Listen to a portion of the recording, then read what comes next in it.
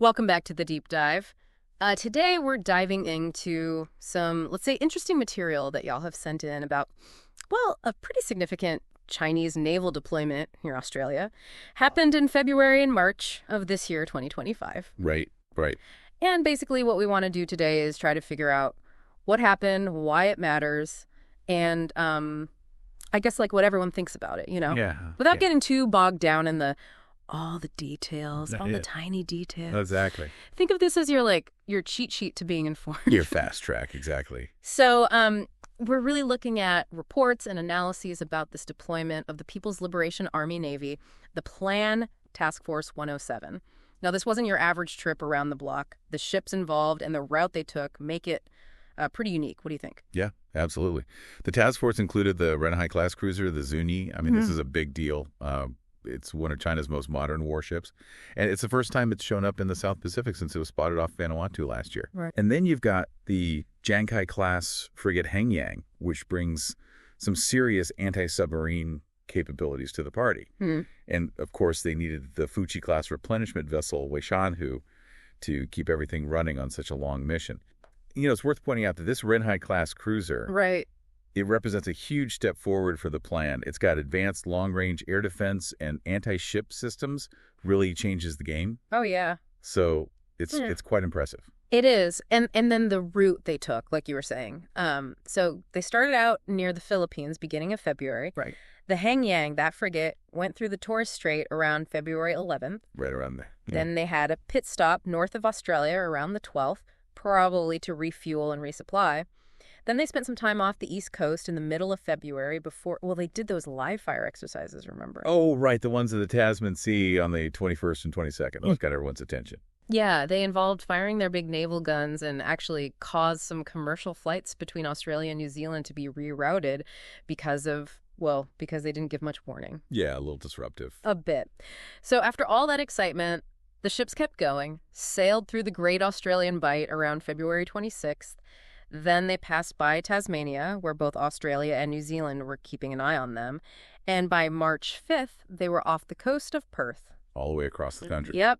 And finally, by March 9th, they were in the Sunda Strait, which basically means they did a whole loop around Australia clockwise. Yeah. And this is the furthest south a planned task group has ever been, so it's definitely significant. Oh, absolutely. And then there were those whispers, right, Yeah. about a potential planned nuclear submarine tagging along and some kind of mysterious aircraft or drone hanging around the Hengyang back in the Torres Strait. No one really knows for sure what that was all about. Yeah, still a bit of a puzzle. So let's talk about the reactions, right? Australia officially said they knew the task force was there and they were keeping a close eye on things. They said they totally shattered the ships, so they were basically following them the whole time. Yeah. They did complain about the flight diversions, but they were careful to say that the Chinese ships were in international waters the whole time. They were within Australia's exclusive economic zone.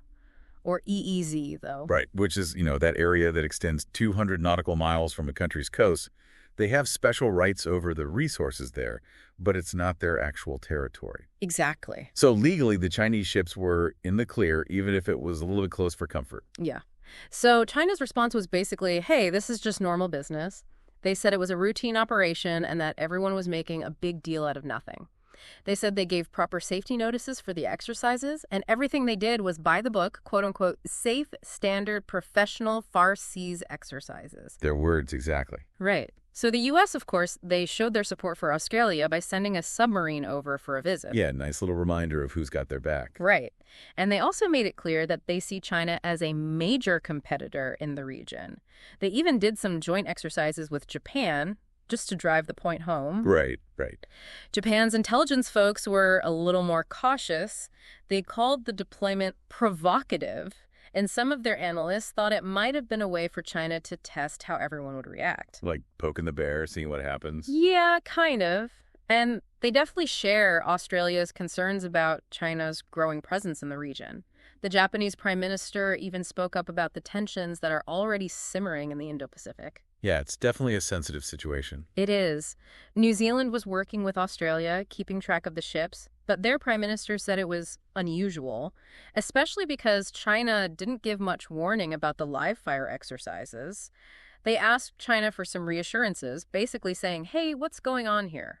Understandable. So what do you think this all means? I mean, why did China do this, and what does it tell us about what they might do next?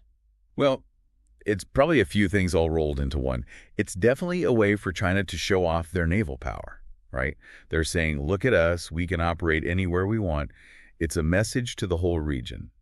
It could also be a way to send a diplomatic signal, maybe try to intimidate Australia or other countries a little bit. Yeah, like a power play? Exactly. Some people think it was a test, seeing how everyone would respond and how far they could push things before someone pushed back. It also might be part of a bigger plan for China to get everyone used to seeing their Navy all over the place. So basically making it the new normal. Exactly. And we can't forget about the possibility of intelligence gathering.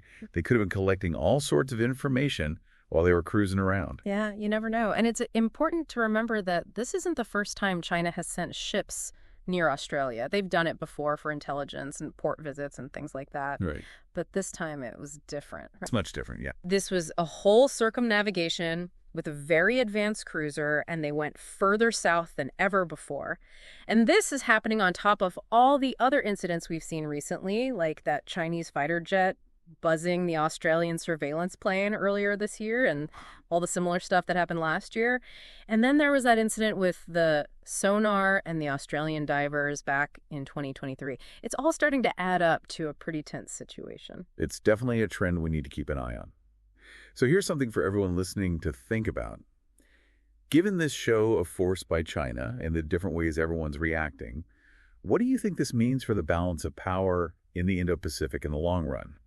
And how should countries in the region prepare for the possibility of seeing more of these kinds of naval deployments in the future, maybe even more complicated ones? Yeah. It's a question worth pondering. Definitely something to keep in mind. Yeah. All right. Well, that's all the time we have for today on The Deep Dive. Thanks for listening. We'll see you next time. Take care.